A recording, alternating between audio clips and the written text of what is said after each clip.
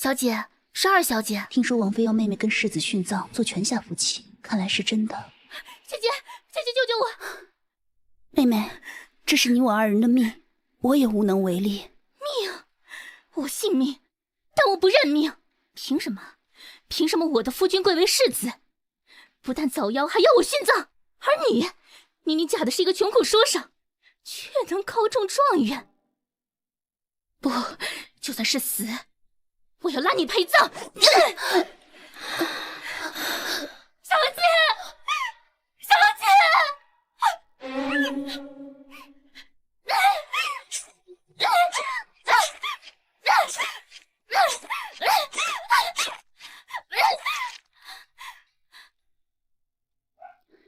我一生行善积德，从未作恶，为何却落得如此下场？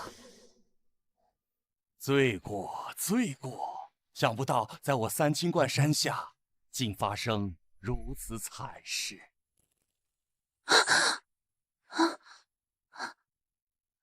我这是在哪儿？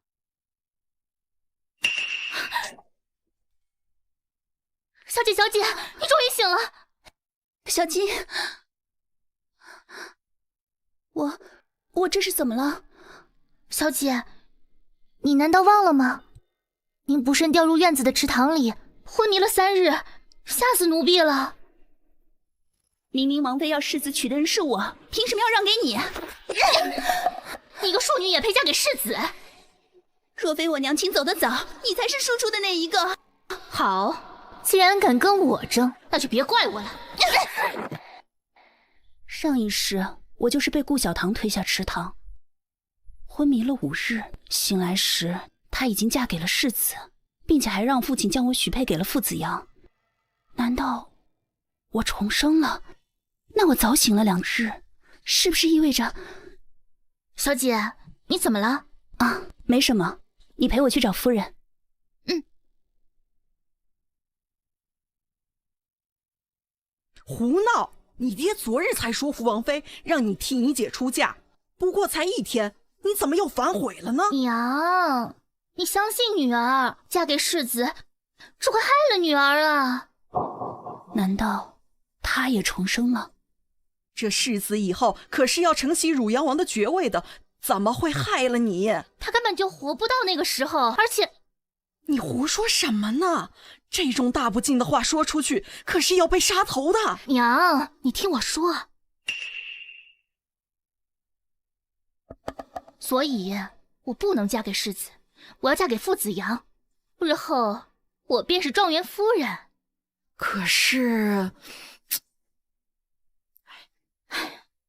娘，朝廷这些年一直在打压商贾，若是我当了状元夫人，我们家才能弃商从政啊！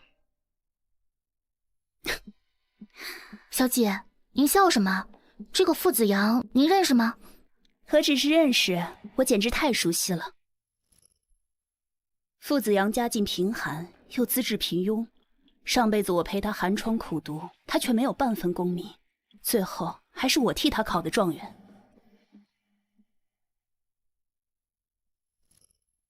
哼，没有我，你凭什么坐享其成？可是这贸然换亲，顾清月还在昏迷尚且好说，可是汝阳王妃和傅子阳那边该怎么办呢？这汝阳王妃一开始选中的就是顾清月，现在换回去，她不是更开心吗？至于傅子阳能娶到我这个嫡女，不是更划算吗？妹妹和姨母是在说我吗？你什么时候醒来的？刚刚我在屋外隐约听到妹妹不打算嫁给汝阳王世子了，这是打算换亲吗？什么换亲？本来这亲事就是这么定的。姐姐，如果我说我会算命，你信吗？命？我信命，但我不认命。姐姐，我实话告诉你，这世子是不会喜欢你的。你不仅傍不上汝阳王这棵大树，还会落得个不择好死的下场。是吗？那为何前几日妹妹又要争做这世子妃呢？哼，只是如今我有了更好的选择。我未来的夫君傅子阳明年将高中状元，届时我便是状元夫人，这满京城的女子都会羡慕我。傅子阳不过是京城里名不见经传的一个穷苦书生，妹妹，你确定要放弃嫁给世子的机会，选择他？没错，我顾小棠非傅子阳不嫁。至于结果，咱们拭目以待。哼！不，你错了，强的从来不是他傅子阳，而是我顾清月。王妃，老奴实在想不明白，为何您执意要世子娶一个商贾之女为妻呀？他能助一个无才的书生及第状元，也必能助我这无德的儿子走上正途。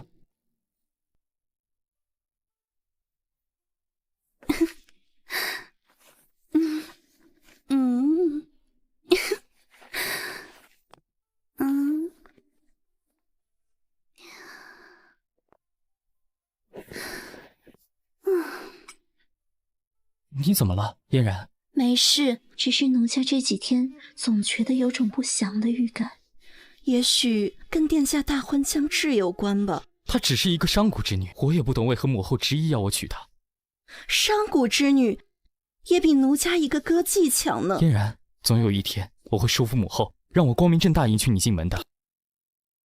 殿下，王妃要您现在回府，准备明日大婚之事。哼，随便找只公鸡与那女人拜堂便可，本世子绝不回去。王妃说什么？王妃说，如果殿下不从，以后休想再来这如梦阁。这女子尚未进门，母后便如此，日后还得了？走。哼，看来我大哥还真是对你死心塌地呀。都怪你要人家勾引世子殿下。只要你能顺利让母后废了他，助我当上世子，我一定迎娶你为世子妃。那你是爱世子之位，还是更爱我呢？当然是更爱你了。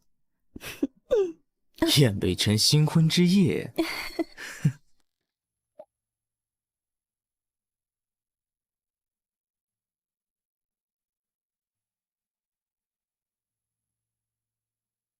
这么多珠宝首饰，凭什么？前世我大婚，那汝阳王府什么都没有，怎么如今轮到他顾清月就十里红妆？你说说你呀，这么好的婚事就这么拱手让人了？而且看这嫁妆，也不像你说的，王府对这件婚事毫不在意啊。夫人，霞姐，这是顾家送的礼物。这傅家就送这么点破玩意儿？你看看，你看看，就这么点寒酸玩意儿，传出去，我顾家不得满京城的人都在笑话吗？娘，你别只看眼前，现在我是吃点亏，日后傅子阳他高中状元了，旁人只有嫉妒的份儿。你呀，虽然你笃定他日后必有出息，可是还能比嫁进王府更好吗？哎呀，母亲，那王府只是看着好，实际上是个吃人的地方。那王妃看着和善，却对我处处刁难。有次我只是私拿了几个玉镯，差点没被他打死。还有那世子，天天只知道惦记着如梦阁那个骚歌妓，最后还死在了那歌妓的床上。还真有这事儿？就是，不然你以为我会拱手让出这么好的亲事给那顾清月？不过，哼，我得好好治治那个顾清月。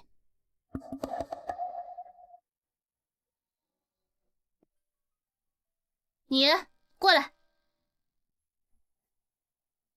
姨母，您找我？准确的来说，是我找你。来人！你们这是要干什么？作为妹妹，自然是要帮帮姐姐了。王府的轿子马上就要来了，可惜不是世子身穿红袍骑马前来迎娶你，而是一只公鸡。小棠，你说的是真的吗？那是当然，姐姐的好相公此刻应该还在那飞嫣然的床上。可是怎么会？我看王府对这桩婚事很是在意啊。昨日王府送来的聘礼就能说明一切啊。那点钱对王府来说只是九牛一毛，算不了什么。迎亲的轿子马上就要来了，姐姐还不练习一下？胡闹！小唐，你这是在干什么？爹，女儿只是在帮姐姐熟悉接下来的流程而已。荒唐！哪有活人跟公鸡拜堂的？我看是妹妹见不得我能嫁给世子，故意刁难我吧。我会见不得你好。倘若来的是世子，我自然会跟你赔礼道歉。可若来的真是一只公鸡，那爹爹，你难道不怕姐姐坏了我们家的从政之路吗？这可如何是好啊？待会儿姐姐就会感谢妹妹了。住手！住手！殿下，夫人他们逼小姐与公鸡拜堂。前一世明明是他的手下带他接亲，如今为何？婚礼前先让新娘与公鸡拜堂，难道是你们顾家的习俗吗？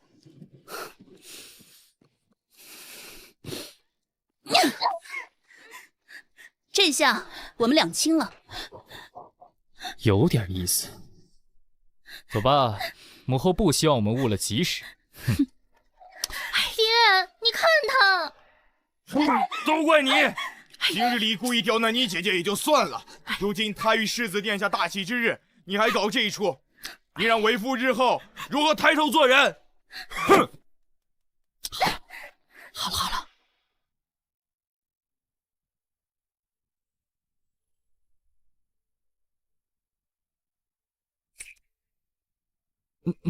今日里子面子我都做足了，以后你少管本世子的事。今天世子接亲拜堂都是被逼无奈。怎么了？你还不乐意了？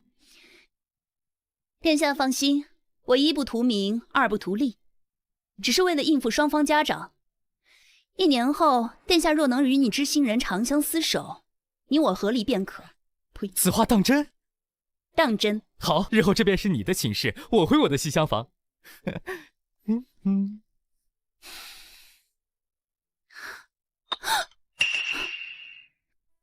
酒里有毒。儿臣拜见母后请安，愿母后安康。好孩子啊，快起来。谢母后。来，这是送给你的见面礼。母后，这太贵重了。没事，我还有很多。谢谢母后。果然是商贾之女，一身铜锈味。你闭嘴！母后请勿生气。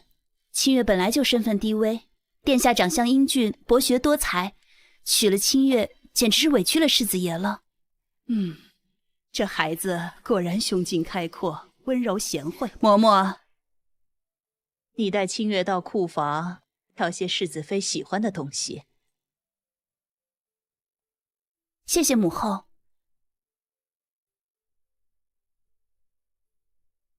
你回来。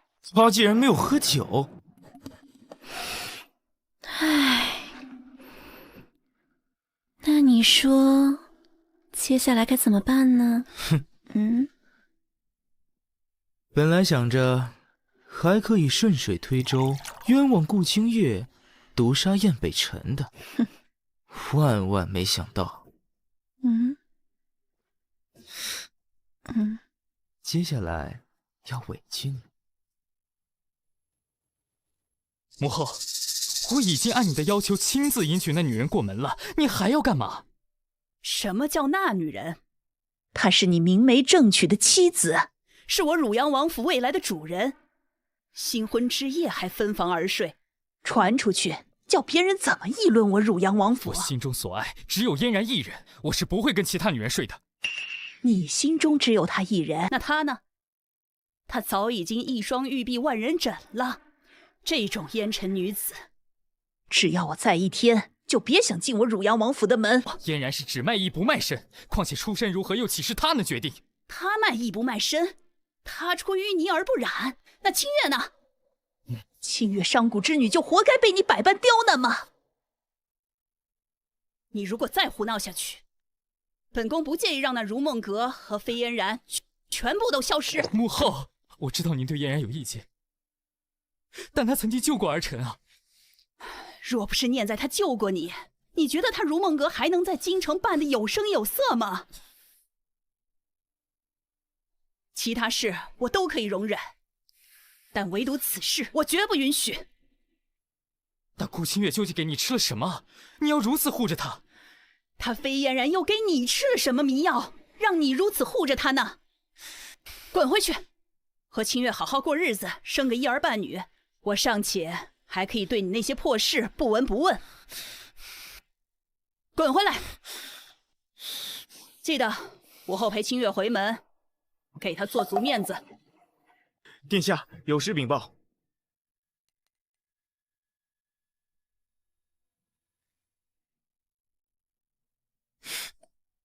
好，我要让他有去无回。哼！大婚那日，害你被嘲笑，抱歉了，但不是我本意，我是生母后的气，才发泄在你身上。殿下不必介怀，你有你的难处，我理解的。他怎么全然不在意？殿下放心，我一不图名，二不图利，只为了应付双方家长。1年后，你若能与你知心之人长相厮守，你我和离便可。难道他真的完全不喜欢我，也不图王府半分利益？我看你貌似很喜欢金银珠宝，嫣然就不喜爱这些。这世子是不是有病啊？我回门难道还要穿着素雅，岂不是更遭人笑话？对对对，殿下的心上人最清新脱俗了。这是本世子私库的钥匙，你若喜欢，就都给你，当做补偿。真的，太谢谢殿下了！以后这种俗物就交由我来处理吧。果然啊，商贾之女就是免不了落俗。你们是何人？胆敢行刺本世子？少废话，拿命！小心！这样看，这世子还蛮帅的。说，谁派你们来的？你休想知道！属下救驾来迟，请世子恕罪。把这些尸体带下去。是。我倒是要看看，谁竟然如此大胆，竟敢行刺本世子。我要不要告诉他，新婚当晚的交杯酒也有毒呢？算了，这背后必定牵扯到王府内部的争斗。你没有被吓到吧？这女人倒挺胆大镇定。殿下，要不我们先行回府？你忘了本世子答应陪你回门了？我怕路上还有设伏。怕他作甚？有本世子在，今日回门关乎我王府名誉，岂能被几个歹徒阻止？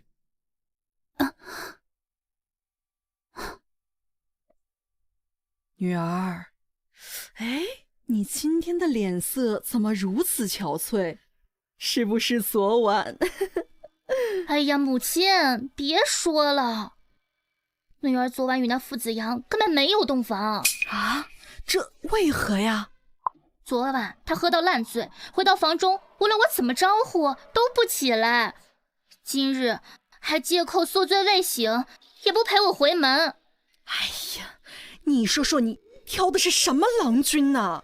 更过分的是，今日我醒来，发现我的嫁妆平白丢了不少，还有娘亲你送我的那个玉镯，竟然也戴在他母亲手中。哼，岂有此理！他负府之人竟然如此下作，连你的嫁妆也昧下了。就是，我跟那傅子阳诉苦，还被痛斥一顿，还说他母亲不是那样的人，还说我一进门就想挑拨他们母子关系。哎，这都什么人呐！哎，只盼那傅子阳高中状元，让我扬眉吐气了。可是他真的能高中吗？肯定能。前世顾清月当上状元夫人，受满京城女子羡慕。现在轮也该轮到我了。那他傅子阳要是能高中，那我顾府不也跟着沾光了？那当然了，到时候啊，母亲你就是状元岳母了，多风光啊！还得是我女儿。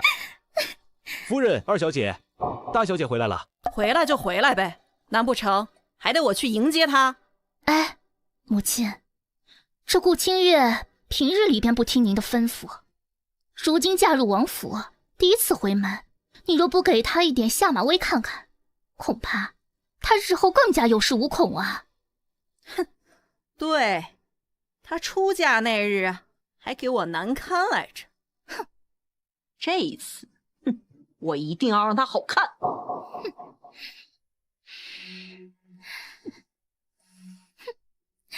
放心，我一定要他好看。夫人有命，大小姐今日回门，需一路跪拜至前行室中听。前世如此，想不到如今嫁入王府了，还遭如此要求。放肆！本世子的世子妃，就算是进宫，也不需要从宫门一路跪拜进去，怎么回趟母家还要一路跪拜？难不成你顾家的家门比宫门还要高？那岂不是本世子也得一路跪拜进去？世子恕罪，世子恕罪，小的也只是传话而已。传话？也不看看你传的是什么话，传给谁听的？现在让你们顾家主父主母出来迎接本世子，否则休怪本世子无礼。是。夫人，不好了，夫人！喊什么喊？慌慌张张的干什么呢？夫人，不好了，小姐她……哎呦，我女儿好着呢。哎，你还是如此没有规矩，净说些不吉利的话。怎么了？不想活了你？哼！夫人饶命，夫人饶命啊！吵吵闹闹干嘛呢？老爷，世子爷陪大小姐回门了，现在就在门口呢。什么？那还愣着干嘛？赶快出去迎接啊！姐，快！不知世子大人前来，有失远迎，恕罪啊！原来你顾府还有人在，本世子到这门外许久，也不见有人出来迎接，难道是本世子不配？他怎么来了？前世我回门之时，明明只有我一个人，就连侍从都不让带。世子恕罪啊！世子息怒，这都是下人通报太晚，让世子久等了。那你让世子妃一路跪拜进门，又作何解释？这个是我们顾家的习俗，还望世子见谅。这家伙怎么如此维护顾清月？前世不但对我爱答不理，甚至还处处刁难。新婚之日先要新娘与公鸡拜堂，回门之时又要跪拜进门，到底是你这商贾之家习俗繁多，还是你要针对本世子，故意刁难世子妃啊？世子恕罪，世子恕罪，小人绝不敢有半分针对世子之心呐！哼，你这破门，不回也罢，走。爹娘，你们看这贱人的嘚瑟样！都是你！现在你姐姐已经贵为世子妃，你还故意刁难，你要毁了为父的仕途吗？哎呀，还不快向你爹道歉！娘，明明就是他恃宠而骄。你还说，日后你要再生事端，就不必再进这顾家大门。还有你，慈母多败儿！我，好了，顾清月，我倒要看看你能开心多久。母后，你怎么回来了？是不是世子又反悔，不愿意陪你回门了？母后，是我母家人对我回门多有刁难，殿下为我出头，不愿在我母家多待呢。这逆子总算是做了点好事。母后，虽然平日里殿下看着面冷，但实则内心温柔细腻。这次也是为了维护我，才与我母家人有所冲突。若因此落了王府的面子，还请母后责罚清月。孩子，你在顾家的遭遇，我也早有所耳闻。你生母走得早，日后我就是你的母亲。只要我在一天，就不会让人欺负了你。谢谢母后。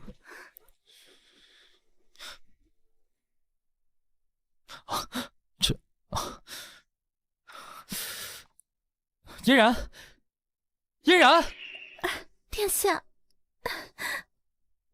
殿下，你快救救奴家！怎么了？发生什么事了？方才京都府尹的刘公子前来，想请要买奴家回去做他的妻太，幸得下人拼命拦住，才没有误了奴家的清白。简直岂有此理！幸得下人拼命拦住，才没有误了奴家的清白。简直岂有此理！整个京城都知道你是本世子的人，他竟然还敢造次。可是刘公子说殿下根本无心迎娶奴家，只是玩玩而已，腻了就会把奴家如旧衣物一般抛弃，倒不如让奴家现在就从了他。我现在就带你回府，我以后绝对不让你受半点委屈。可是王妃一向不喜欢奴家。我这边会与母后说明清楚，别怕，有我在，没人能欺负了你。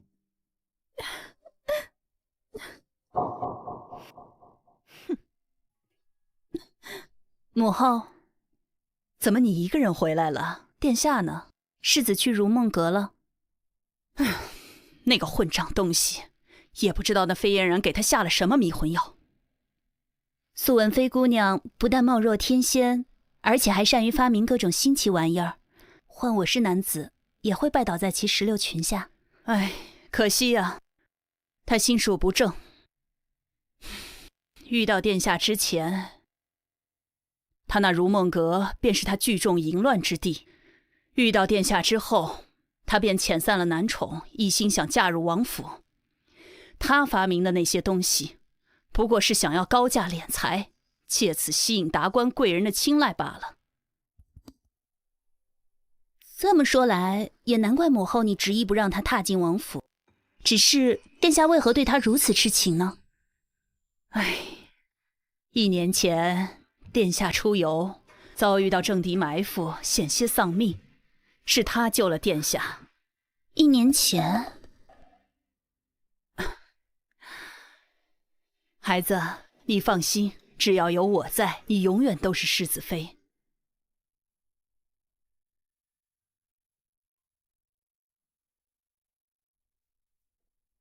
王爷常年征战在外，身负护国护民之责，100年之后，爵位一定是由世子继承，所以世子必须品行端正。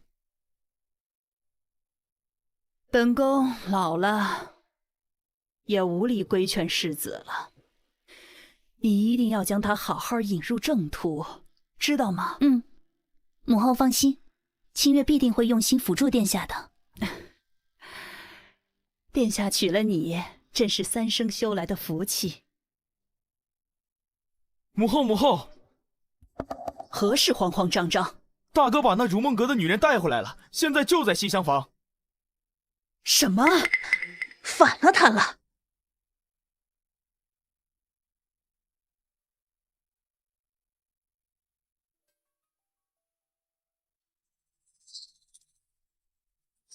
那女人呢？母后，嫣然近日受了刺激，刚刚睡下。哼，是谁允许你带那女人回来的？母后，如今有人想要强行纳嫣然为侍妾，只有我王府才能救她呀。本宫不管，只要本宫在1日，她就休想进入我王府大门。母后，儿臣求你救救嫣然吧。从小到大，你没为任何人向我下跪过，如今你为了一个烟尘女子，你竟然屡次下跪，你可知道这女子会害死你的？若无这女子，儿臣早就死了。母后就当为儿臣还恩，就让嫣然住下吧。我养了你20多年，你从未对我有过半点忤逆，如今为了个飞嫣然，3番5次忤逆我，你母后，母后，母后，传太医，母后，母后，传太医。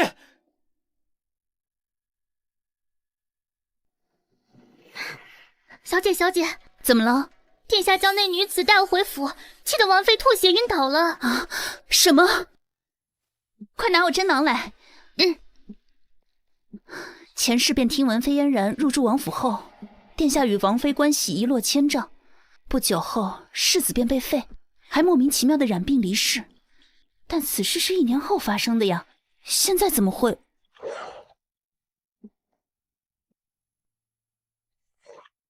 小姐，给。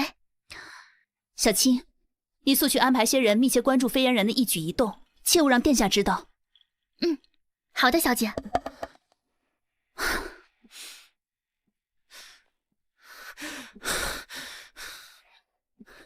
太医怎么还没来？赶紧派人去催。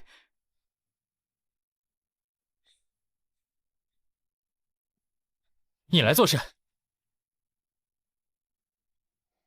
母后，清月略懂医术，太医过来尚需些时辰，请允许清月为您医治。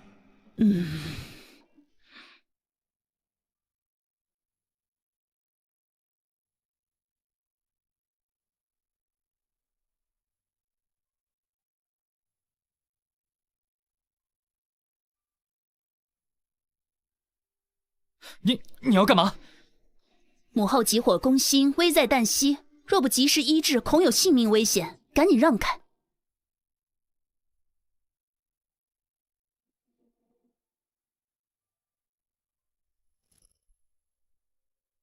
为何我会有这种特别的感觉？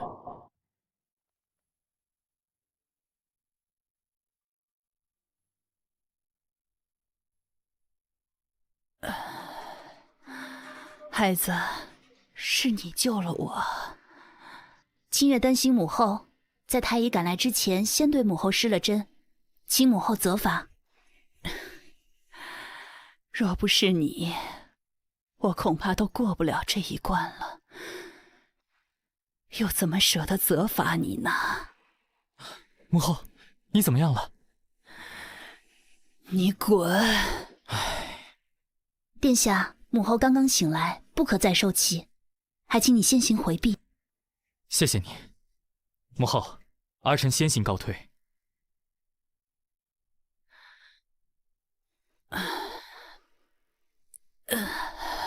母后，您先好生休息，我给您开些药方，吩咐下人为您煎煮。你也看到了，混账东西是要气死我呀！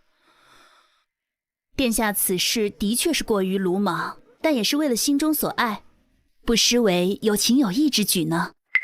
对了，嫣然，你还记得你当时救我之时的细节吗？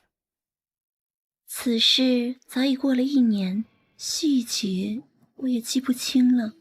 我只记得当时醒来时看到的是你，难道……殿下为何突然问及此事？没什么，今日遭人行刺，在想这事是否有关联。奴家觉得这2件事大抵是偶然，并无关联。也是，父王常年征战在外，阵间有激进，免不了受敌国与政敌的报复。我继为世子，也已经将被行刺之事当作日常。你今夜先好生休息，等明日母后气消了，我再向她求情。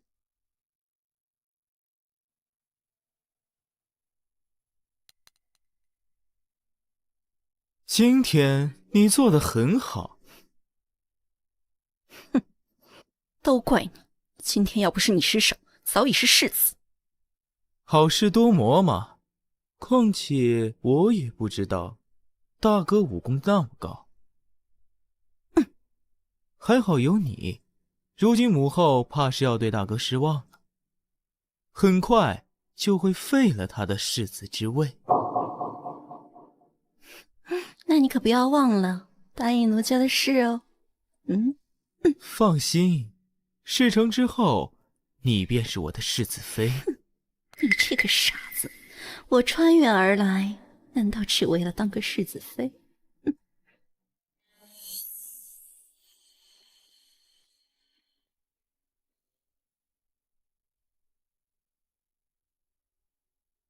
小姐，这是王妃让我拿给你的，说是王府的账本和库房钥匙。放下吧。小姐，你这么快便当上王府的管事啦？唉，这可是个苦差事。这差事多少人盼都盼不来呢。你看这里，王府的主要收入就是俸禄和陛下的赏赐，但这些远远不够王府的日常开销。啊，那可怎么办啊？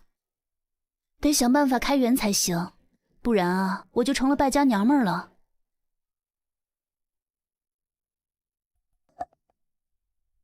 哟，这不是世子妃吗？你，帮我把这衣服洗了。小青是我的陪嫁丫鬟，不是你如梦阁的下人。一个丫鬟不就是下人吗？怎么，我还使唤不得？哼！别说我的陪嫁丫鬟你使唤不动，就是这王府里的一个下人，你也使唤不动。想当主子，那便回你的如梦阁去。你怎么了？怎么了？殿下，世子妃她怎么了？方才奴家只问姐姐洗衣房在何处，没想到姐姐便对奴家恶语相向，说奴家是风尘女子。不会吧，清月她不是这样的人，是不是有什么误会？你还帮她说话？这样的话，那奴家回去如梦阁便是。明明是你使唤我为你洗衣服，现在又要冤枉我家小姐。小青，不得无礼。花园内还有不少下人，世子若想了解真相，一一查问便知，妾身没有必要陷入自证陷阱。母后身体欠佳，不可再受气。若妃姑娘真心为世子好，又想继续留在府中，还请少点出来走动，以免被母后看到。小青，拿上东西，我们回房。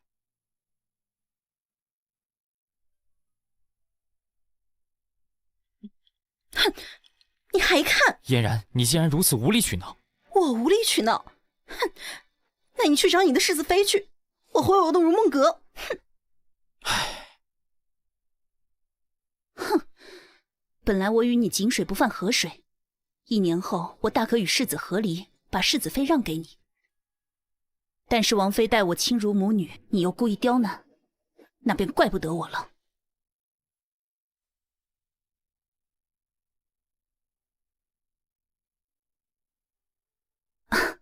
殿下，我方便进来吗？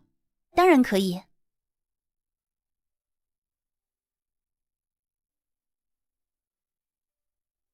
不知殿下前来所谓何事？我已问过花园中的下人，是嫣然对你多有刁难。殿下明白真相便好。嫣然平日里温文尔雅，今日之事也是一时吃醋，还请你多多见谅。殿下放心，我并没有将此事放在心上，只是担心会影响母后的病情而已。我今后会好好管教她的。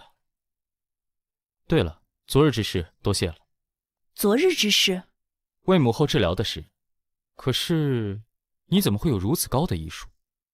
我生母的母家本就是医药世家，我自幼便跟着生母学习医术，因此略懂一些针灸药食之术。只可惜生母早逝。抱歉。殿下不必见外。昨日在我母家，殿下也为我出头。况且我虽刚嫁入王府，母后待我已如同亲女，清月已经很知足了。她竟然如此大方得体，看来是我对她偏见太深了。对了，母后肝火未消，殿下不可再去打扰，也请殿下规劝好妃姑娘。没想到你比我还上心母后。对了，我还有一事相问。何事？上一年的6月初8，你可曾在……殿下，您赶紧去西厢房看看吧。怎么了？嫣然，你干嘛？快把刀放下！殿下，嫣然对你痴心一片，曾经也幻想要与你白首不相离。可殿下才娶那顾清月几日，对嫣然的心便毅然全变了。我娶清月全是母后的旨意，我一直爱的是你啊。奴家也不需要殿下为难，不如殿下就由奴家去吧，愿我们来生再做比鸟。我答应你，我会尽快与他和离，然后娶你进门。你莫要骗奴家。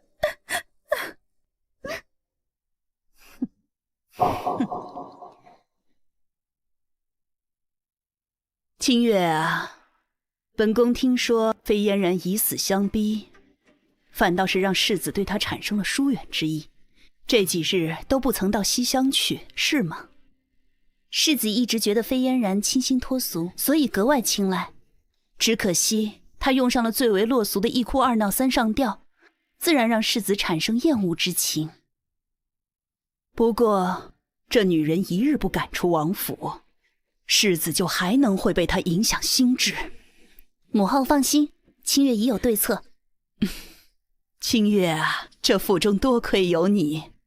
王妃、世子妃，顾二小姐在外求见，说有要事，找世子妃详谈。顾小棠，她怎么来了？这王府也还是老样子嘛。顾二小姐来过王府，来过还很熟呢。哦，老身在这府中侍奉王妃已有数十载，为何从未见过顾二小姐？你话还是那么多。老奴这是何时得罪了顾二小姐呢？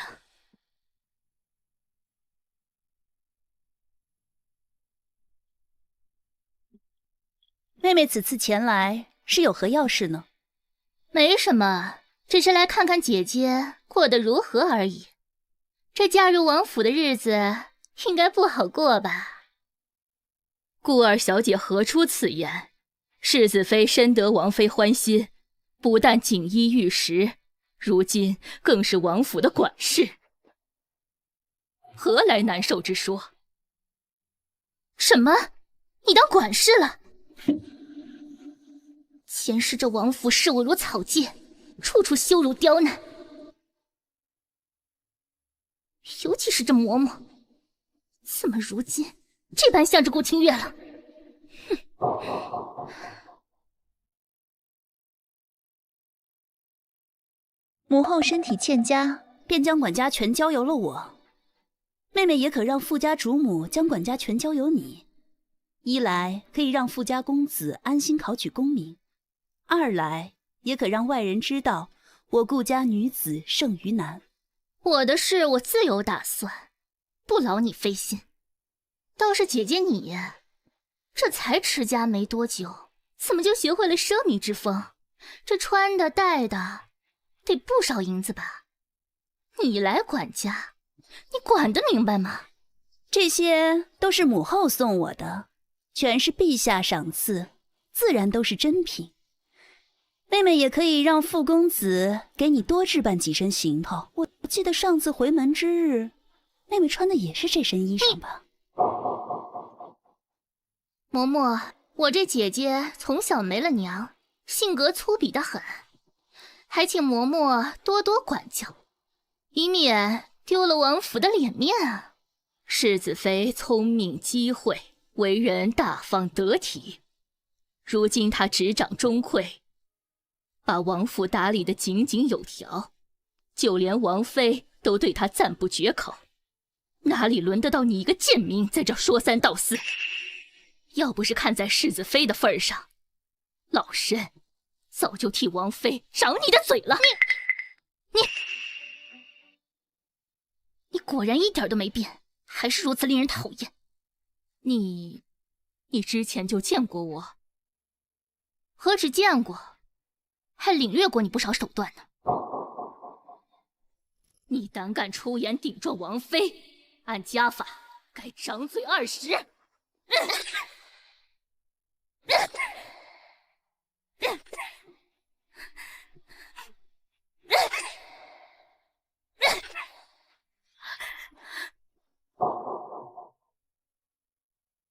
嬷嬷是宫中出来，侍候王爷和母后数十年，就连世子殿下也是嬷嬷一手带大。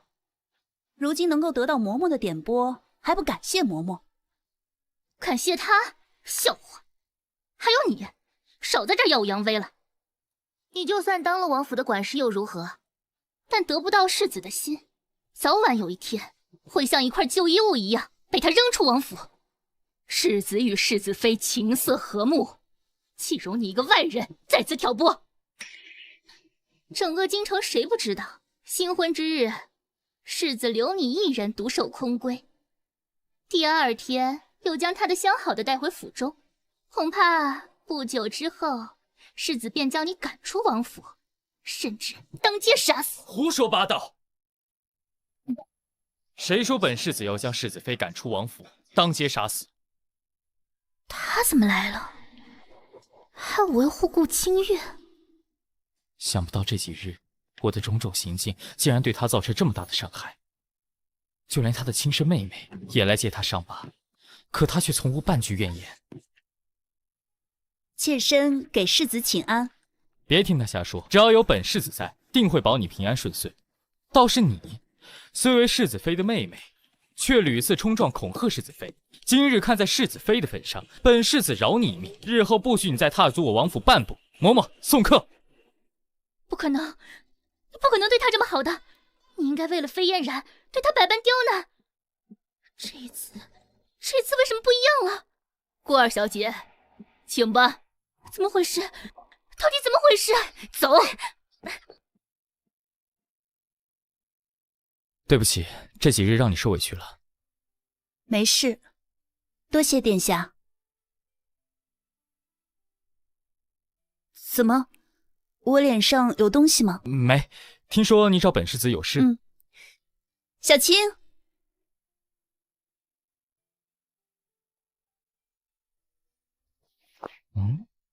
这些是何物？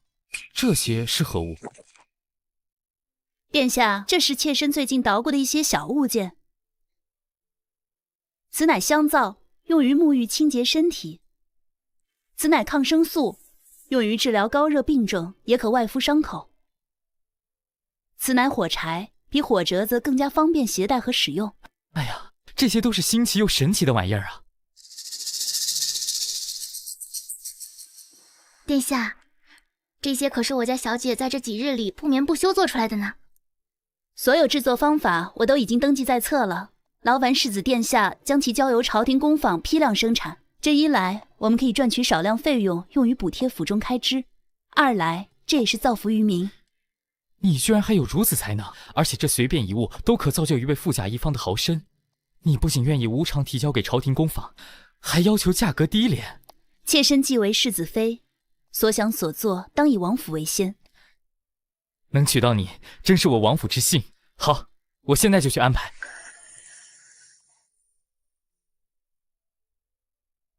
小姐，你这样为了王府，真的值得吗？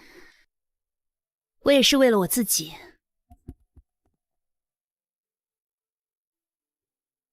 这些东西前世都是飞燕人所发明，如今我把他的骑走了，我倒要看看他还能怎么办。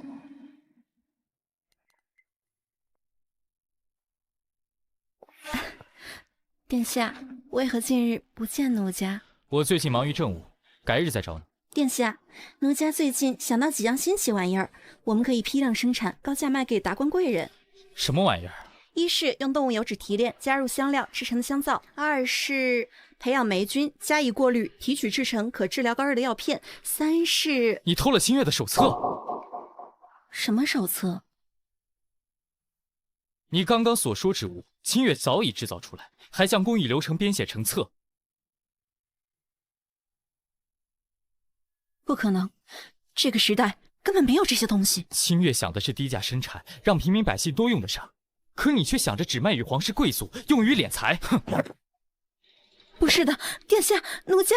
好了，你回厢房去吧，本世子还有政务要忙。不可能。难道他也是穿越者？哼，看来我得去会会这顾清月了。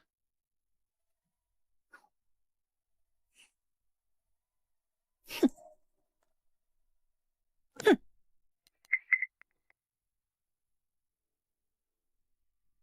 说，你为什么偷我东西？我偷你什么东西了？就是这香皂、火柴、抗生素这些物品的制造工艺。飞姑娘怕是有所误会吧？这香皂是我自己研制出来的，怎么就变成偷你的了？就是，这是我家小姐实验了上百遍才研制出来的。你少在这里含血喷人！这些物品根本不是这个时代的产物。难道你也是穿越来的？穿越？我不知道飞姑娘在说什么。飞姑娘，你要是再胡搅蛮缠，我就叫人了，小心把你撵出王府。你个破丫鬟，凭什么？小青不只是我的丫鬟，更是我的姐妹。非常好，你给我等着，我倒要看看你能不能抄得完我的东西。哼！他所说的穿越，难道是……既然我能重生，那他从千年之后的时代穿越而来，也不是不可能。难怪他能发明如此之多新鲜奇特之物。小姐，你在想什么呢？没什么。这飞嫣然素有才女之名，还曾以数百首惊艳世人的千古名句声名大噪，引起世子赏识。难不成那些也是他人所作？小青，你速去取些笔墨纸砚来。嗯。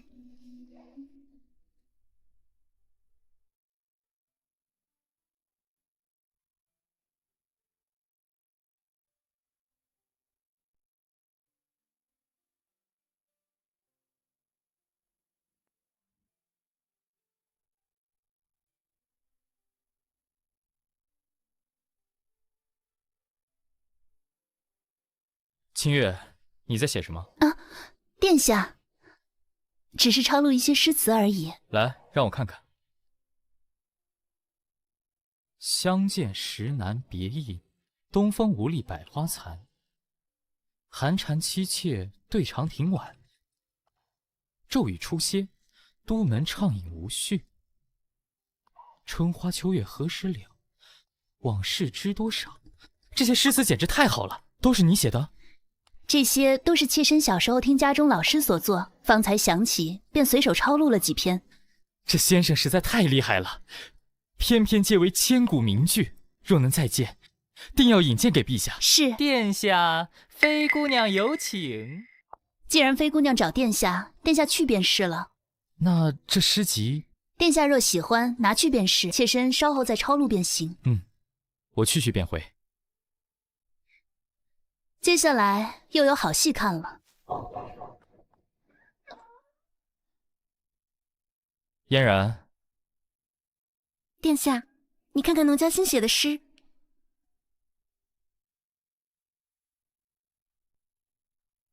嫣然，你说这是你写的？对啊，怎么样，是不是很惊艳？你看看。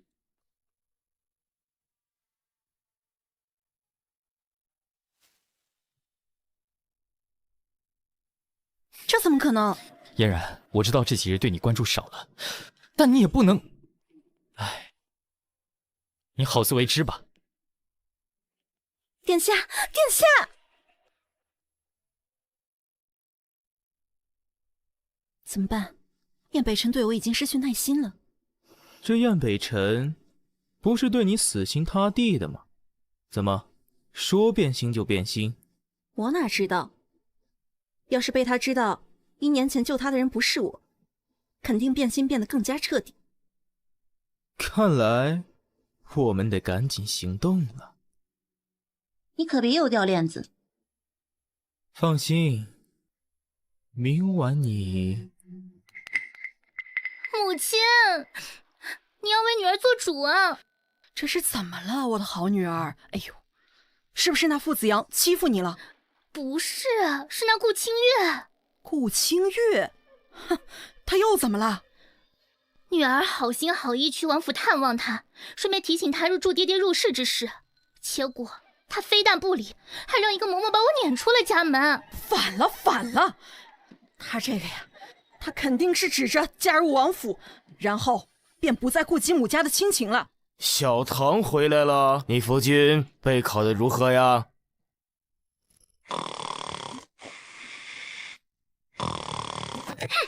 天天一看书就睡着，你这个样子还怎么考取功名？我又不想考，是你和母亲逼我。哎呀，你还敢顶嘴！今晚你不把这卷书背下来，就别回房睡了。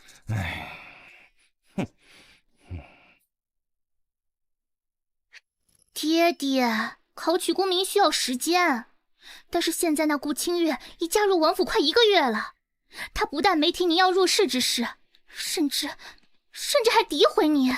什么？这不孝女，反了！马上把人叫她回来，我好好教训她一顿。爹爹且慢，女儿刚从王府回来，若此时您让她回母家，她必定觉得是我在暗中使坏，不如暂缓几日。好，我倒要看看她是不是真敢烦我。他们肯定跑不远，快把方位速。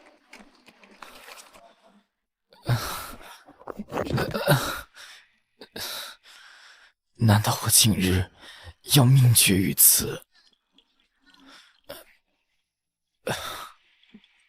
请问有人吗？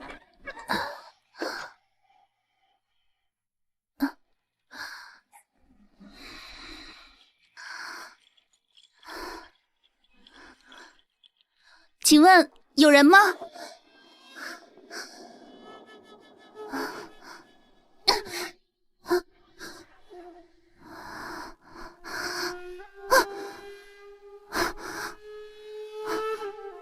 喂，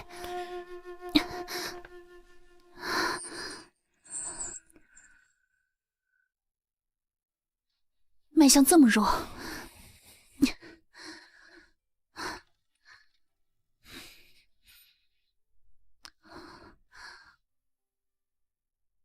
这是上天派来救我的仙女吗？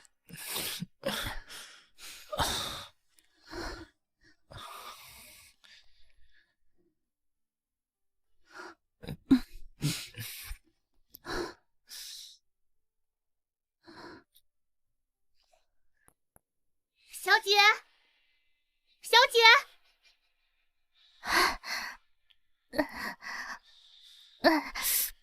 小姐，我们出来逛庙会，你怎么乱跑啊？老爷到处找你呢。这是谁啊？我刚看到沿途有血迹，就跟过来了。对了，小青，你把门口的血迹清理一下，我怀疑他是遭仇家报复。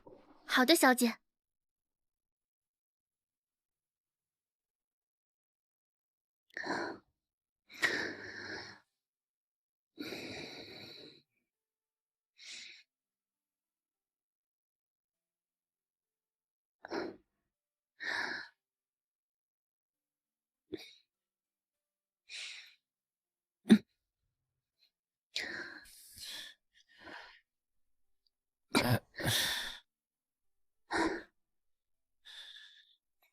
接下来就看你的命够不够硬了。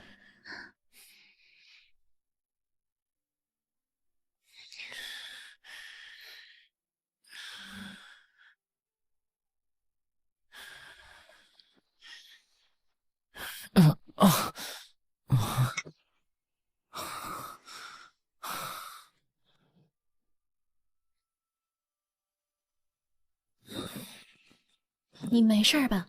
是你救了本世子。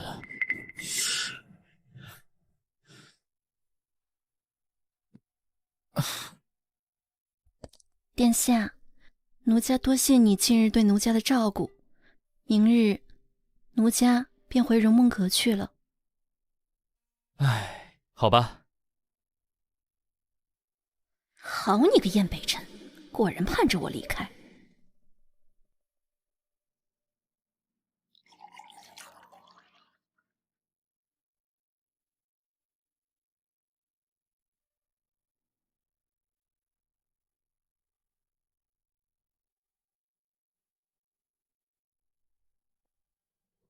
殿下，还会如往日一样来荣梦阁找奴家吗？那是当然，我也与刘公子说了，他再也不会打扰你了。多谢殿下。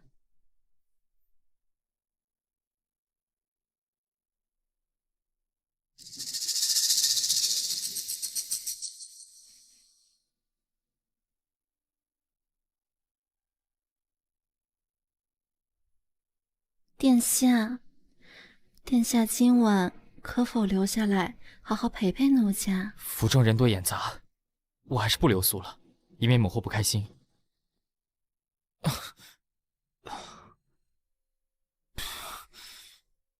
殿下难道就那么狠心，全然不顾往日情分吗？本世子今日不适，先行告退。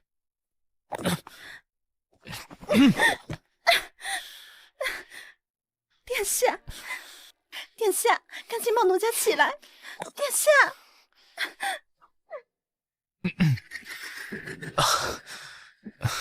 这是为何？我的身体，我的脑子，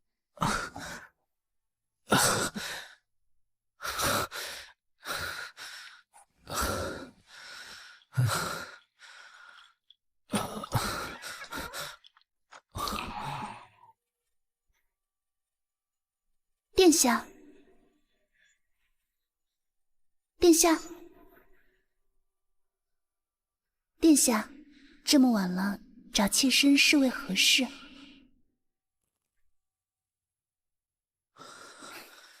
来嘛！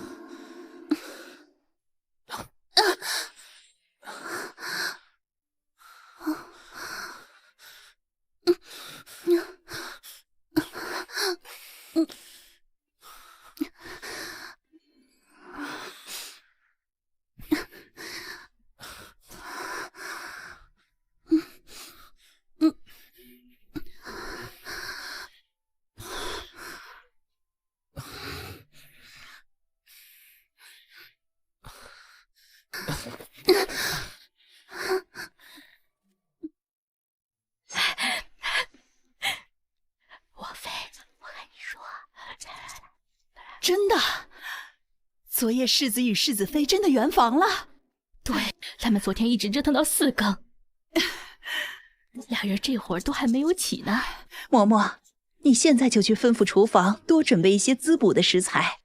太好了，看来本宫很快就可以抱孙子了。是娘娘。哎呀，太好了。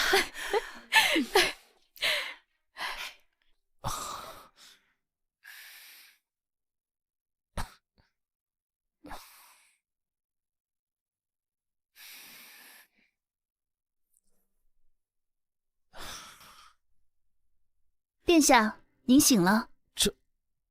昨日之事，可能我是被下药了。殿下不必多言，你我既为夫妻，昨日之事，妾身早有心理准备。嫣然今日便会去如梦阁，日后我不再找她便是了。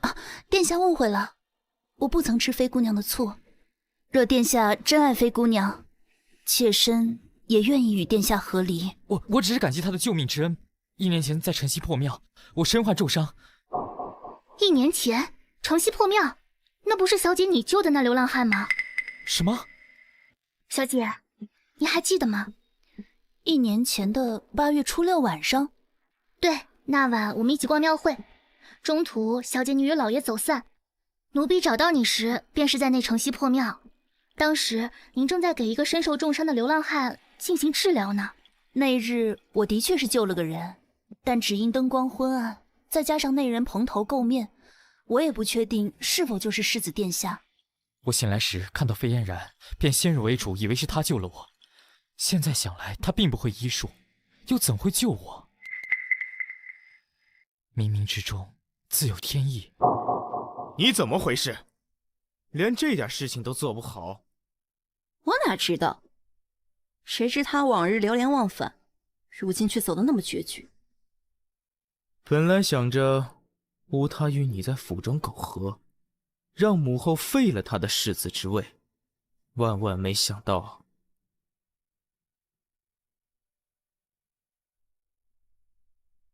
怎么办？燕北辰好像真的要一脚踢开我。既然你没有利用价值了，那你也没有存在的必要。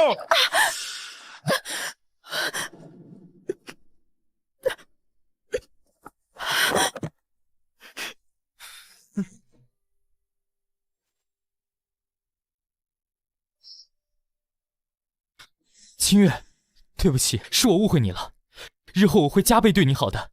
殿下爱的并不是妾身，爱上的只是在命悬一线中看到的一丝希望而已。否则，这段日子以来，怎么会对妾身始终不闻不问呢？殿下，妃姑娘在房中自杀身亡了。什么？妃姑娘与殿下也算是相识一场，有劳殿下去安排好她的身后事吧。唉，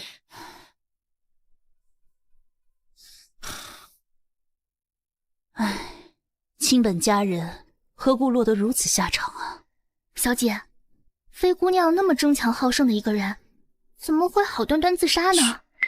我总感觉此事没有那么简单，背后总有一股势力，好像非要置世子于死地。母后孩儿不孝，被人谋了心智，做了许多坏事，孩儿知错了。孩子，这一次你终于不是为了那飞嫣然向我下跪了。其实当年救孩儿之人就是清月。清月，看来清月不只救了你，还将你引入正途。她真是上天赐予我们的。母后，经过多日相处，孩儿发现孩儿已经爱上了清月。如此甚好。可是清月并不爱我，还想与孩儿和离。你想想你是如何对她的，若非清月大度，怎会容忍你诸多时日啊？王妃，世子殿下，刚才顾家让人把世子妃叫回去了。顾家这是要做甚？说是顾老爷病重。昨日在市集见他还相当精神，怎么好好的就病重了？世子，你也跟去看看，如若有事，也好有个照应。不去，那顾家待清月一向尖酸，新婚那日他们逼清月与一只公鸡拜堂。上次我陪清月回门，他们也无人迎接，还要清月一路跪拜回去，简直是岂有此理！庶子这顾家家主苛待亲人，没想到竟然到了如此地步。对自己亲生女儿尚且如此，若是外人，只怕是更加不仁不慈。儿臣早就有他们故意哄抬物价、祸害灾民的证据了，只是一直碍于清月，懒得搭理他们。若这世上皆是为父不仁、当权不义之辈，苍生何故啊？这就是儿臣不愿踏足顾家半步的原因。不，北辰，你要去。若顾家对清月不利，你也能代表我王府为清月撑腰。对，母后所言甚是，儿臣马上骑马赶去。去吧。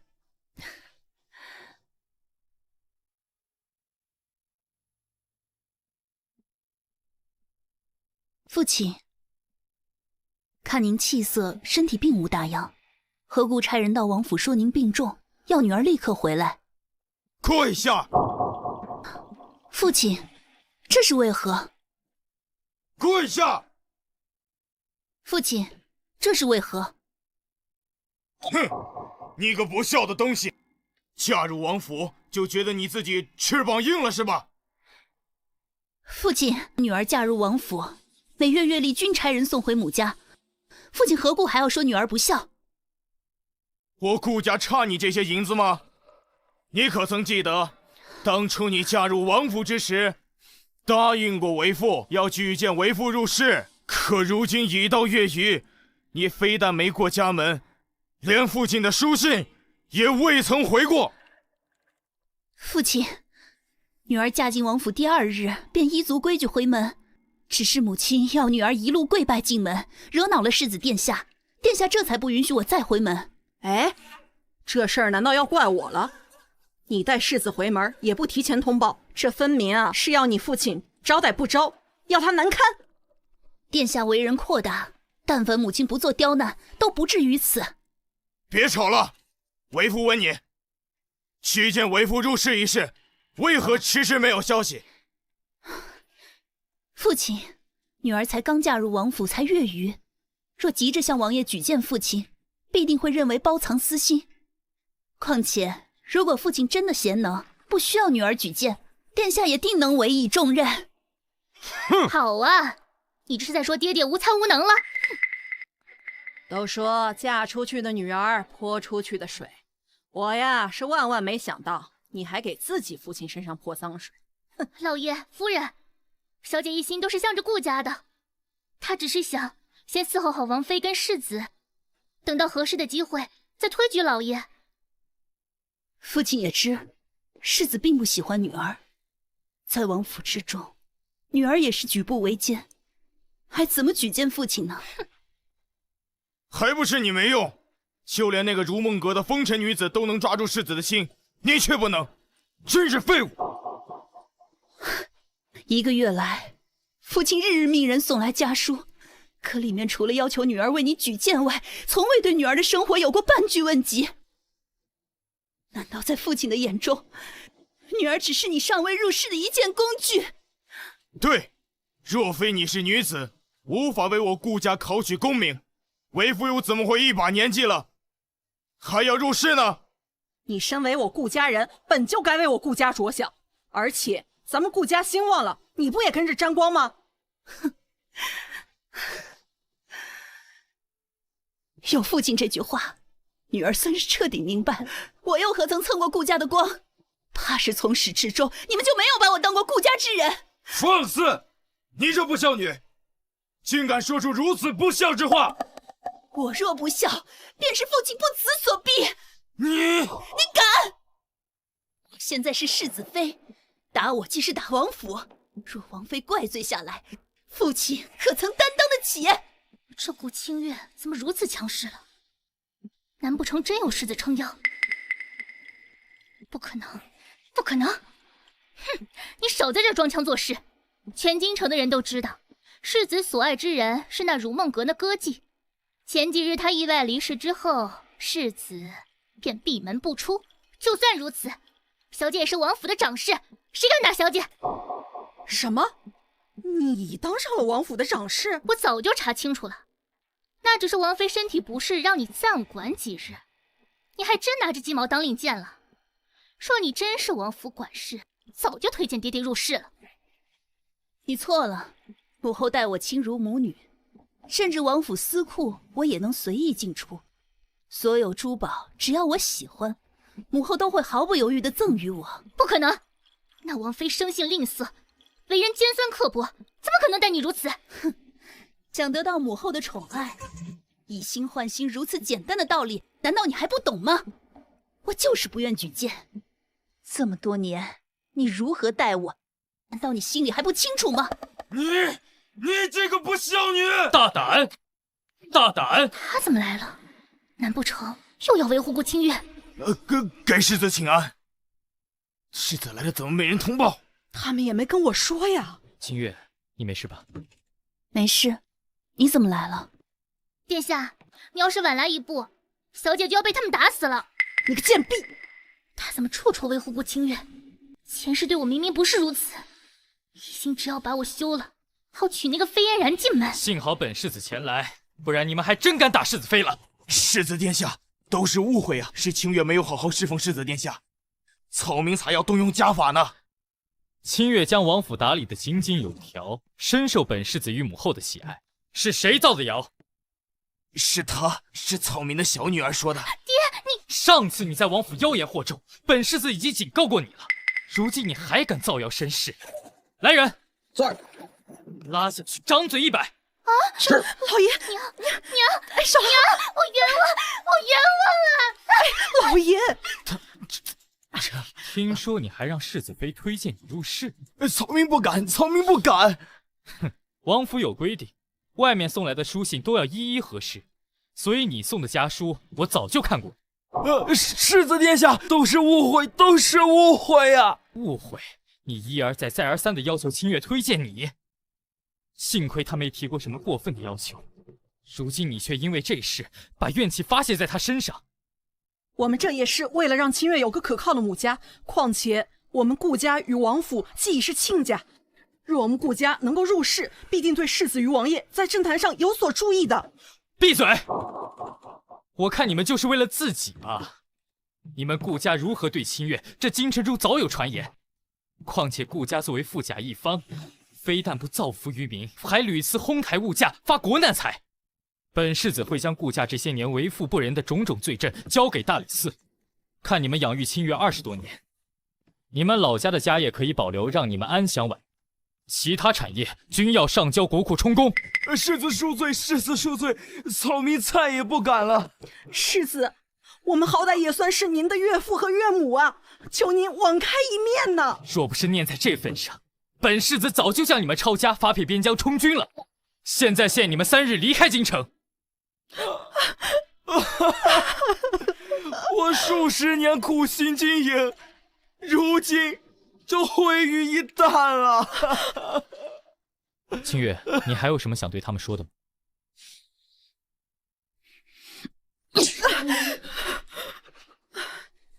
这一巴掌是替我母亲打的。这么多年，她为了这个家殚精竭虑，最后病重时，你连她买药的钱你都不愿给。从此以后，我与你顾家再无瓜葛。老爷，母亲，母亲，你要为女儿做主啊！完了，这次全完了。你不是说那个王府是吃人不吐骨头的地方，嫁过去会被活活折磨死的吗？为何那世子会如此维护顾清月？这我也不知道啊。都怪你！好好的一桩亲事，非得给他。如今他飞上枝头变凤凰，也想把我们给踹了。哎呀，不是这样的，我也不知道，明明不该如此的。肯定是顾清月下了什么妖法。现在我们唯一的希望就在子阳了。只要子阳他能够高中，我们顾家就尚有翻身之机啊！哎呦，老爷、夫人、二小姐，大事不好了！你说什么？你这个没规矩的东西！小的该死，刚才二小姐府中传来消息，说傅公子院士舞弊，被当场抓住，不但被终身禁考，还得发配充军呐！哎呀，不是这样的，怎么全变了？这回我顾家最后一根稻草也没了！造孽呀！殿下，刚刚谢谢你。清月，我知道你还怨着我，但我发誓，之后我都会好好保护你的。殿下，你确定你是喜欢我，而不是出于感恩之情？我确定，经过这几日的相处，我早已深深爱上了你。殿下，殿下。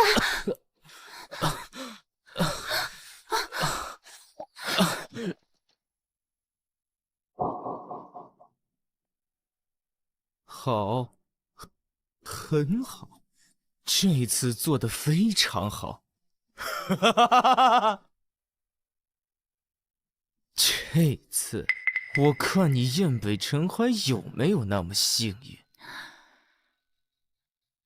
清月，怎么样了？母后，今日我们在街上遇到了刺客，怎么会这样？你医术了得，肯定能救世子的。我与御医都已经看过，现在剑取出来了，但是剑上有奇毒，我只能暂时帮殿下压住毒素，但是时间长了，恐怕……竟然敢有人当街行刺世子！母后，我怀疑此事并不简单。什么情况？我与世子新婚当晚，便有人在交杯酒中投毒。次日我回门之时，又在街上遇到了杀手围堵。1年前，世子也曾经遭遇刺杀。我总感觉这背后有人在操控。若真有人要害我儿性命，我必要让他付出代价。王兄，王兄，儿臣给母后请安。你怎么来了？儿臣听闻王兄受伤，特来看望。王嫂，王兄现在情况如何？不容乐观。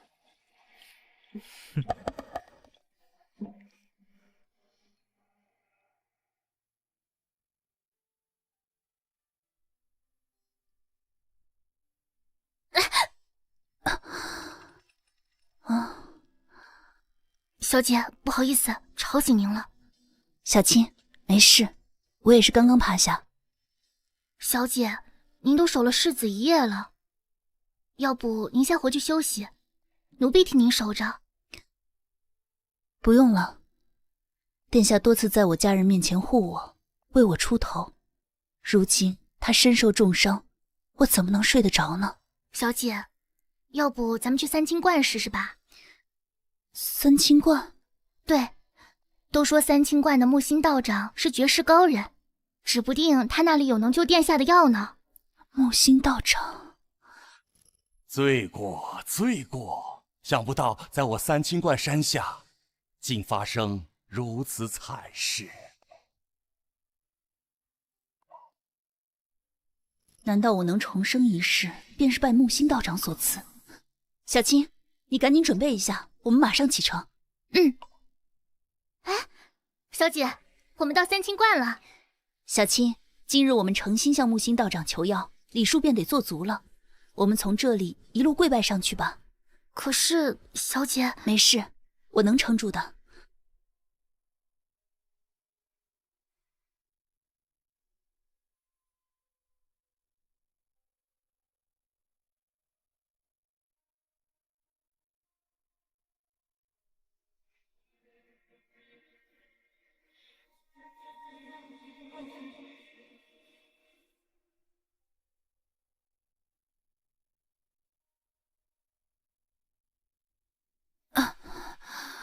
小姐，你没事吧？我扶着您走。小姐，我们到了。善女顾清月，小青特来拜见木星道长。拜见道长。顾居士，你终于来了。道长知道小女子此次前来，你我也算有缘。道长，善女夫君如今身中奇毒，危在旦夕，还请道长救善女夫君一命。把这颗丹药拿回去，让燕居士服下即可。多谢道长。清心至本，直道谋身，知心知善，大道天成。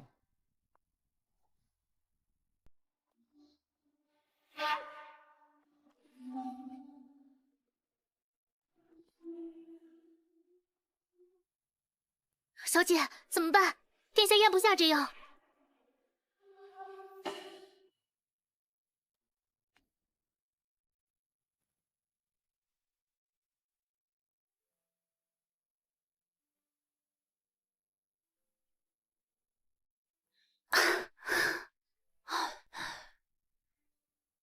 清月，北辰他现在怎么样了？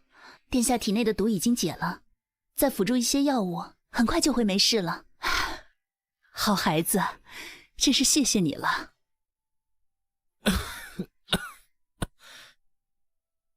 北辰啊，你感觉如何？母后，我这是怎么了？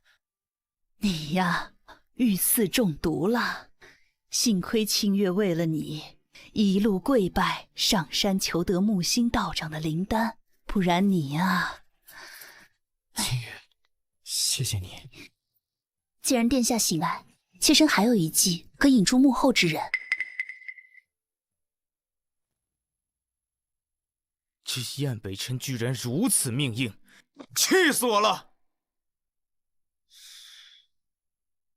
看来我只能亲自动手。今晚府中守卫换班是什么时辰？哼！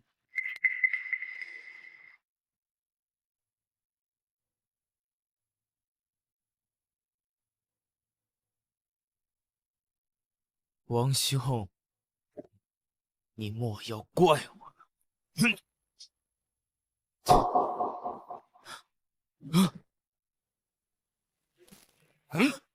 别动！母后，王兄，思成，怎么是你？你到底要干什么？母后饶命！母后饶命！原来一直想置我于死地的人，居然是你！你竟然做出如此大逆不道之事！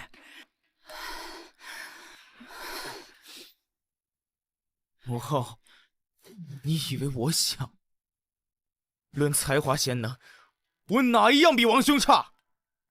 凭什么就因为他早生几年，便能继承父王的爵位，而我呢，却只能是一个闲散王爷？立长、立嫡，自古便是如此。那他呢？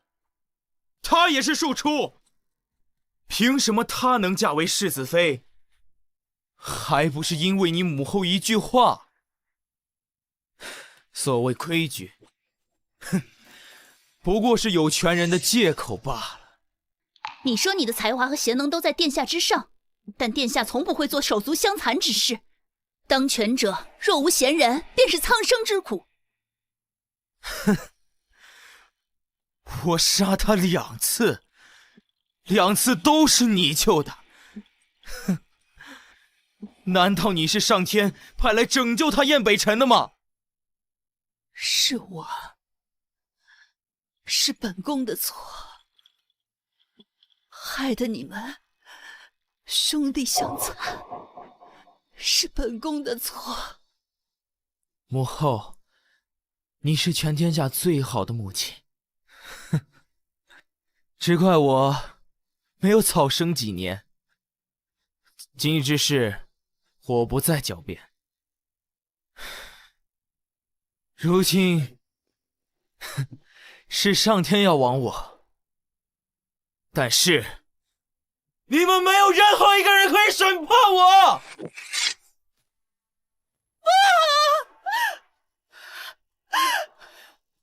母后的错，是母后的错，母后错了，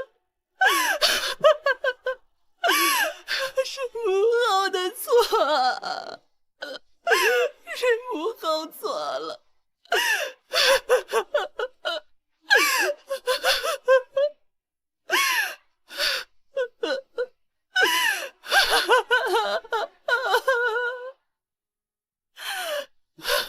母后错了。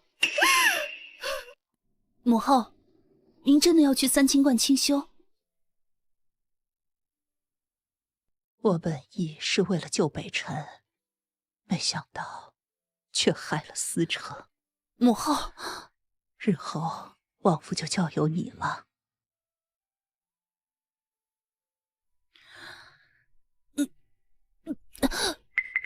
清月，如今一切都过去了，你愿意接受我吗？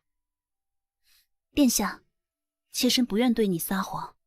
这段时间，我的确感激世子在我家人面前护我、为我，但我对世子始终没有夫妻之情。我明白，感情无法勉强。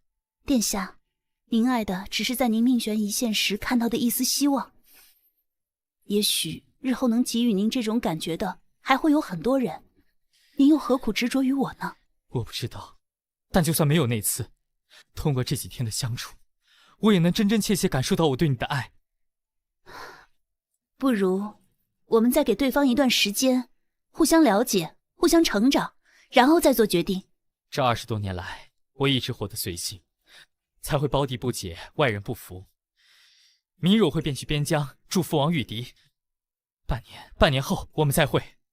若你能感受到我对你的改变，再重新考虑一下接受我。这半年我也会为你守好王府，照顾好母后。